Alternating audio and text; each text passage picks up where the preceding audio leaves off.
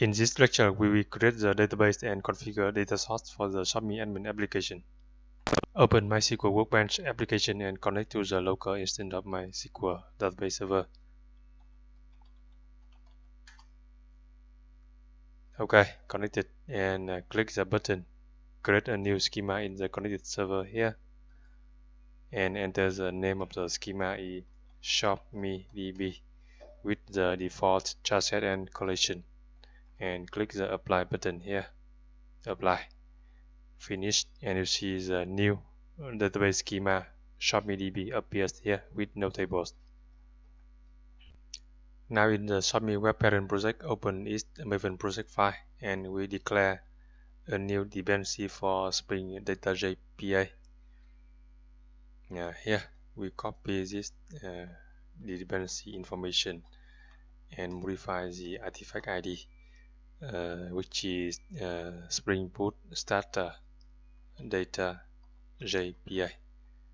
Save the change, and Maven we download the required jar files for Spring Data JPA and Hibernate. Open the Shopme backend project Maven dependency section, and you can see the jar files for Hibernate framework here, Hibernate core, Hibernate commons, and Spring Data JPA, Spring Boot Starter Data JPA here.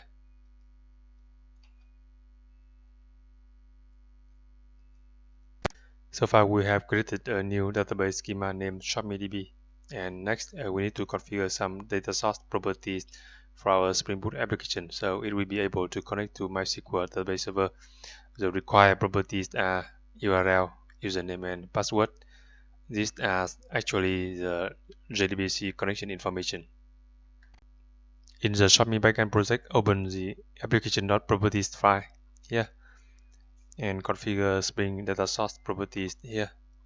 Spring.data source.url is JDBC : MySQL : // and the host name of the computer that runs MySQL database server is localhost, and then colon, and the default port number of MySQL server is 3306, and slash the schema name ShopMeDB.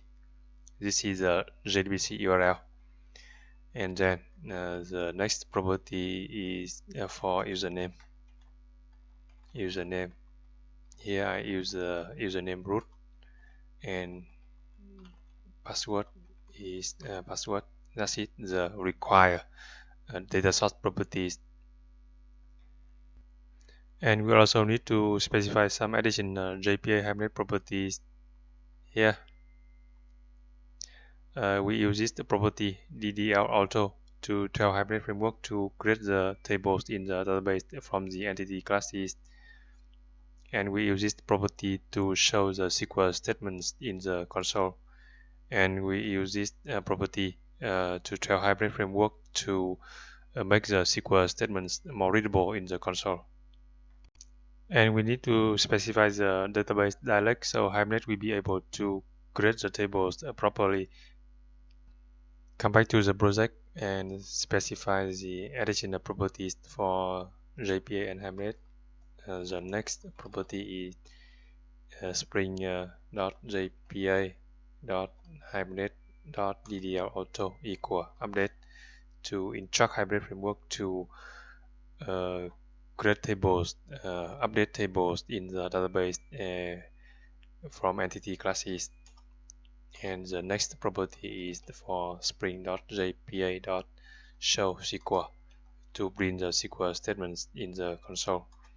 And the next property is for spring.jpa.hibernate.format_SQL equal true to instruct Hibernate framework to make the SQL statements more readable in the console.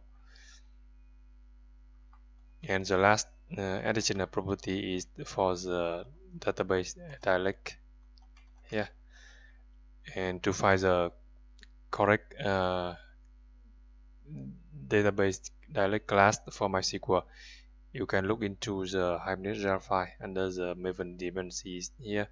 You can see the jar file for Hibernate core here, and look into the package org.hibernate.dialect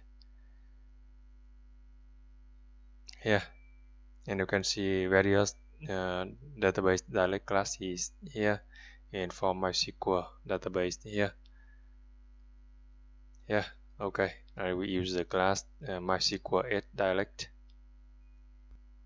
org.hibernate.dialect.MySQL 8 dialect, because the MySQL database server version is version 8.